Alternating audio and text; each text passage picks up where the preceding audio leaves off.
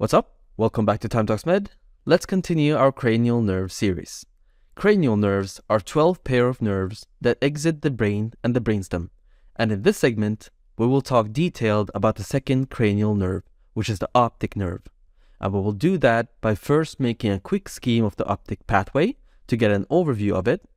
Then we will cover the very basic of the eye anatomy and talk a little bit about the visual field.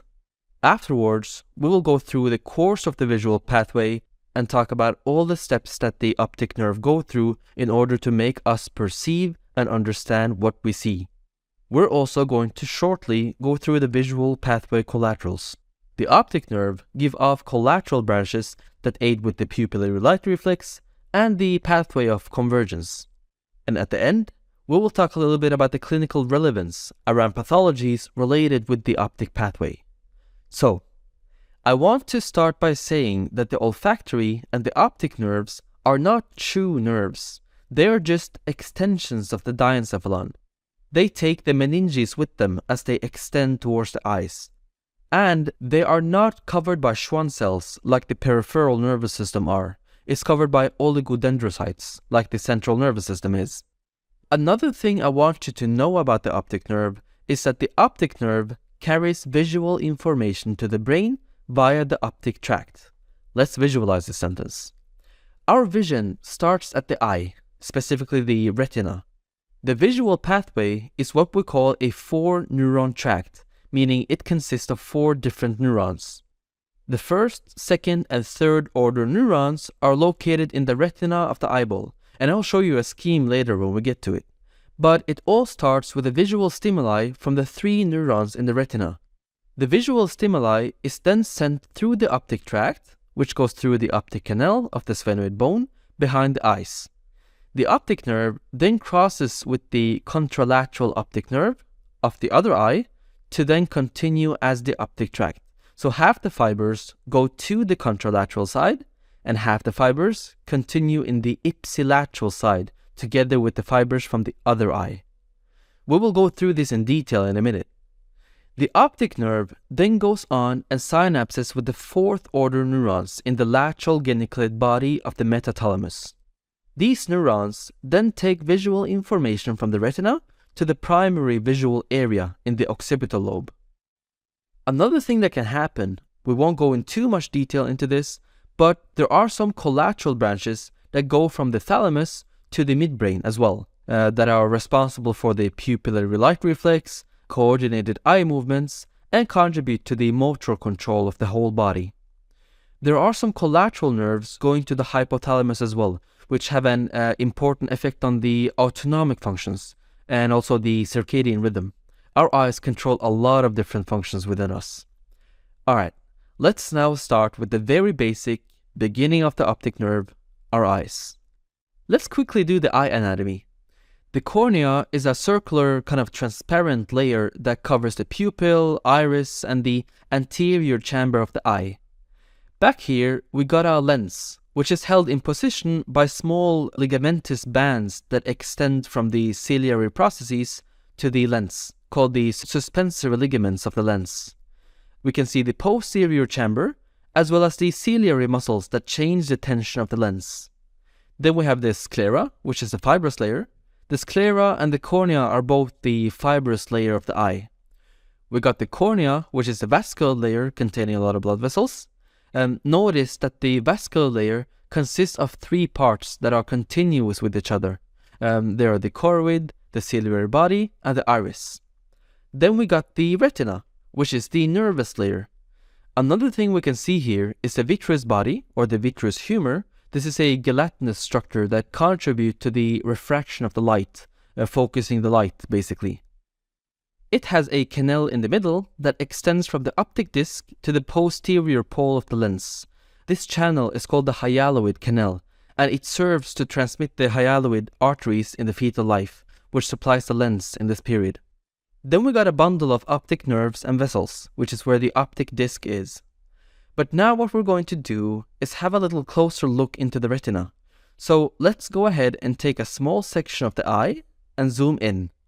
What we can see here is the choroid, which contains a lot of blood vessels, and we can see the retina. The retina contains the neural component of the eye. So what happens is, when light reaches the back of the eye, it enters the cellular layer of the retina. The cells of the retina that detect and respond to light, known as photoreceptors, are located at the very back of the retina. There are two types of photoreceptors, rods and cones. Rods allow us to see dim light, but don't allow for the perception of colors. Cones, on the other hand, allow us to perceive color under normal lighting conditions. Throughout most of the retina, rods outnumber cones. In one area called the fovea, however, there are no rods, but many cones. The fovea represents the area of the retina that provides our highest acuity of vision, and is the center of our gaze. Alright, now let's focus on the optic nerve. The visual pathway is what we call a 4-neuron tract, meaning from start to end, it consists of 4 different neurons. The first, second, and third order neurons are located in the retina of the eyeball. And when you look at this image, you can see a clear demarcation between these 3 neurons. The first order neurons are the rods and cones. They're receptor cells that respond directly to light stimulation. So when light hits photoreceptors, it interacts with a molecule called photopigments, which begins a chain of events that serves to propagate the visual signal. The signal is then transmitted to the second order neuron called bipolar cells. Bipolar cells take in stimuli from the rods and cones to the ganglion cells. Ganglion cells are our third order neurons, and they're the cells that form the optic nerve. The optic nerve is going to leave the eye in a large cluster at an area called the optic disc. A fun fact, the optic disc doesn't contain any photoreceptors, and so it represents an area of the retina that can't process any visual information, creating a natural blind spot. However, we normally don't notice our blind spot. The brain uses information from surrounding photoreceptors and the other eye to fill in the gaps in images that are processed by the retina. Alright, now we understand where we will find the 3 first neurons of the optic pathway. They're in the retina. The first order neurons are the photoreceptors, so rods and cones. Second order neurons are bipolar cells, and third order neurons are ganglion cells. Now, before we go over and talk about the rest of the visual pathway, I want to first go through the visual fields, because you will understand a lot more of this pathway once you get this concept. When the head and eyes are maintained in a fixed position, and one eye is closed, the area seen by that eye constitutes the visual field for that eye. Now, if the other eye is also opened, the area seen is more or less the same as was seen in one eye, so the visual fields of the 2 eyes overlap to a very great extent. Now, if an object is placed in the right half of the field of vision, its image is formed on the left half of the retina, and vice versa. The 2 halves of the retina are naturally referred to as the nasal half and the temporal half, or the medial half and the lateral half. We can also say that the region where the 2 visual fields overlap, they're called binocular field of vision, because both eyes are involved. In the middle of the binocular field of vision, the light is focused towards both foveas, which is responsible for sharp central vision. Remember, the fovea represents the area of the retina that provides our highest acuity vision, and therefore is at the center of our gaze, which is necessary for reading, driving, and any activity where visual detail is important. The other important thing about the fovea is that it kind of splits the fibers into 2 visual field fibers, here represented in red and blue. The lateral fibers of the left eye will go to the ipsilateral side. The medial fibers of the left eye will cross at the optic chiasm and cross to the contralateral side. The same thing with the other eye. The lateral fibers will continue on the ipsilateral side, and the medial fibers of the right eye will cross at the optic chiasm and continue to the contralateral side. Alright, now that we got this concept, let us finally go through the actual course of the visual pathway. And to do so, we will use this scheme since it shows the complete pathway from start to finish. Remember, the visual pathway is a 4-neuron tract. I know I keep repeating this, but this is very important. The first-order neurons are photosensitive receptors, called rods and cones. Visual stimuli are converted into neural impulses. The cells that react to light stimuli point towards the choroid and is embedded into the pigmented layer of the retina. Axons head towards the second-order neurons, called the bipolar neurons, which continue into third-order neurons, called the retinal ganglion cells. Axons go to the optic disc and form the optic nerve. The optic nerve will continue posteriorly and converge into something called the optic chiasma, or the visual decussation, because this is where half of the optic nerve fibers decussate. The optic chiasma is located on the superior surface of the sphenoid bone. What happens is, in the chiasma, the fibers from the medial half of each retina cross the midline and enter the optic tract on the opposite side, whereas the fibers from the lateral half of each retina pass posteriorly in the optic tract of the same side. So the way this works is that the right optic tract conveys information from the right halves of the retina to form the left halves of the visual field, while the left optic tract conveys information from the left half of the retina to form the right half of the visual field. Kind of makes sense, doesn't it? Alright, so then, fibers from the optic tract terminates by synapsing with the fourth-order neuron within the lateral geniculate bodies of the metathalamus on either side of each thalami, and this is where we will go a little deeper into this topic. The gray matter of the lateral geniculate body is split into 6 laminae. Fibers from the eye of the same side end in lamina 2, 3, and 5, while those from the opposite eye end in lamina 1, 4, and 6. Now, remember I told you that we got the temporal and the nasal part of the visual field? The visual field is actually subdivided into 4 quadrants, depending on where the fibers originate from within the eye.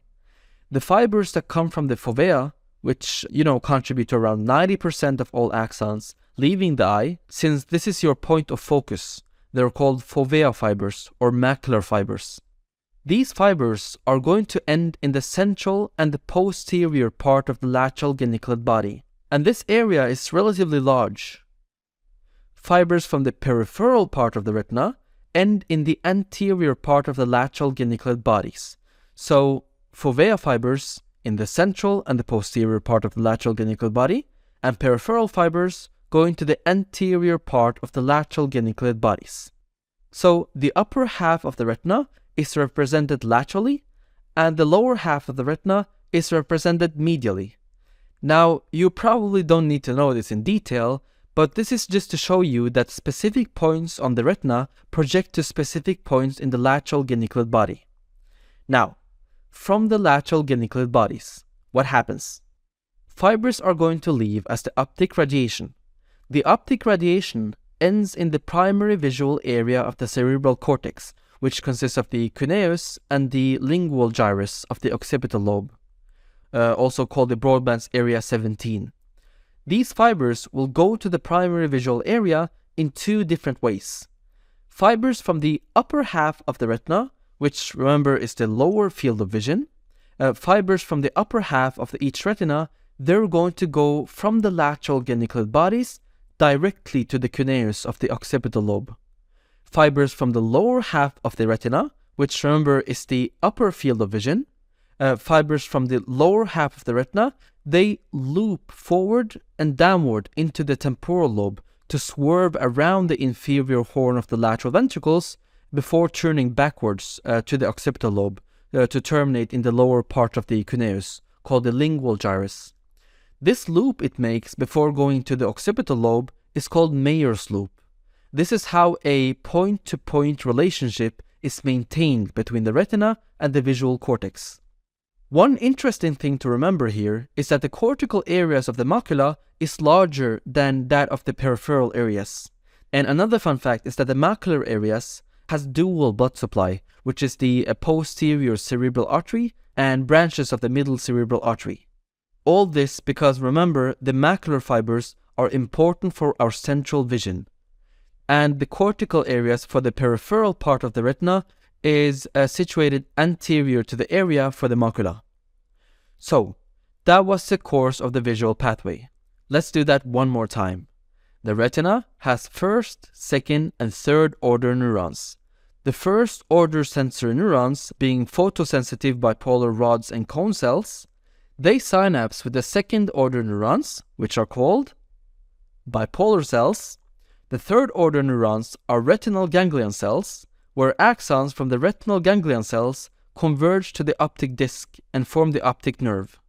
The right and the left optic nerves join and form the optic chiasma, where fibers from the nasal half of the retina cross to the opposite side and travel through the optic tract to terminate in the opposite lateral geniculate bodies, and the fibers from the temporal half of each retina enter the optic tract of the same side to terminate in the ipsilateral geniculate body. The cell bodies of the fourth order neurons are located in the lateral geniculate bodies, and their axons form the optic radiation, which projects to the visual cortex. Just a side note, some sources don't count rods and cones as first order neurons, which leaves the bipolar cells being the first order neurons, ganglion cells being second order neurons, and the lateral geniculate bodies being the third order neurons. This is just some variations out there, but keep this in mind in case your sources say so. Alright, so that was the visual pathway. Now, the visual pathway has some collateral nerves as well, meaning that it gives off nerves that go off to other parts outside of the visual pathway. There are fibers within the optic tract that, instead of traveling to the lateral geniculate nucleus, they diverge to the pretectal area in the midbrain, which is anterior to the cerebral aqueduct. When they go to the pretectal area, the fibers then synapse with the ipsilateral and the contralateral Edinger-Westphal nuclei, which are accessory nuclei of the cranial nerve number 3. These nuclei, along with influence from other cortical areas, are responsible for several visual reflexes, including accommodation, direct and consensual light reflex, and the saccadic responses of the eye. Another thing that can happen is that fibers can also bypass the lateral geniculate body to go synapse with nuclei of the superior colliculi of the midbrain. And from the superior colliculi, most fibers from here form the tectospinal tract, which, remember, it decussate and then runs through the tegmentum of pons, medulla oblongata, anterior funiculus of the spinal cord to synapse with motor nuclei of the anterior horn of the spinal cord to supply skeletal muscles involved in the reflectoric visual pathway, meaning the tectospinal tract is responsible for reflectory movements according to unexpected visual irritation. Another thing that happens is the superior colliculi is connected with the MLF, or the medial longitudinal fasciculus, which is responsible for coordinating the movement of the eyeball, head, and neck. And so, not only the optic nerve is involved in this, the medial longitudinal fasciculus also communicates with the motor nuclei of the 3rd, 4th, 6th, and the 11th cranial nerves in order to coordinate the neck and eye movements. So that's that one. The last thing that I want to mention here is clinical relevance. Why is it important to know all of this detailed pathway? The reason why is that based on the type of visual defect, we can localize where the lesion is, right? Lesions involving the whole optic nerve cause complete blindness of the affected side. That means that damage at the right optic nerve causes complete loss of vision of the right eye. A lesion involving complete optic chiasm will disturb the axons from the nasal field of both eyes, giving visual field bitemporal hemianopia. Because remember, the nasal part of the retina shoots vision to the temporal field of vision, and vice versa. Causes can be many, specifically compression by pituitary adenomas and meningiomas. While a lesion in the right optic tract will cause left-sided homoanemous hemianopsia. Lesions can be caused by demyelinated diseases and infarction. The lateral geniculate nucleus is a nucleus next to the thalamus that receives visual information from the retina and sends it to the visual cortex via the optic radiation.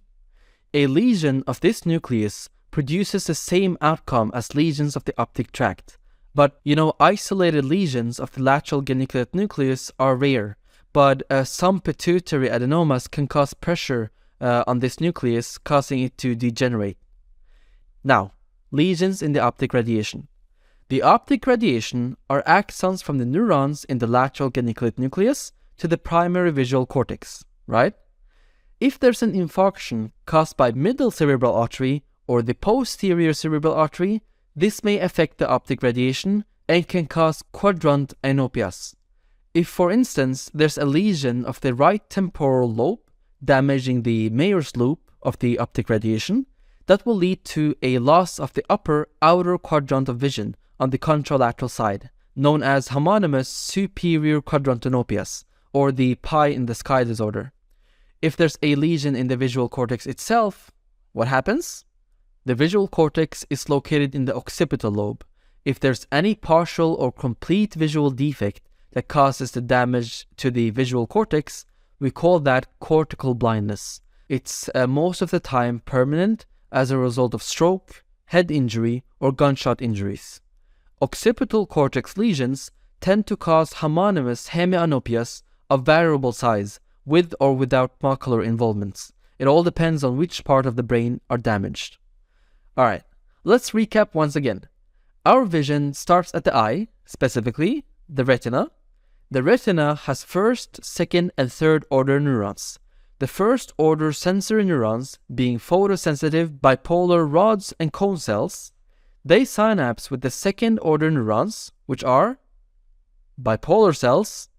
Third order neurons are retinal ganglion cells, which take their axons towards the optic disc and form the optic nerve.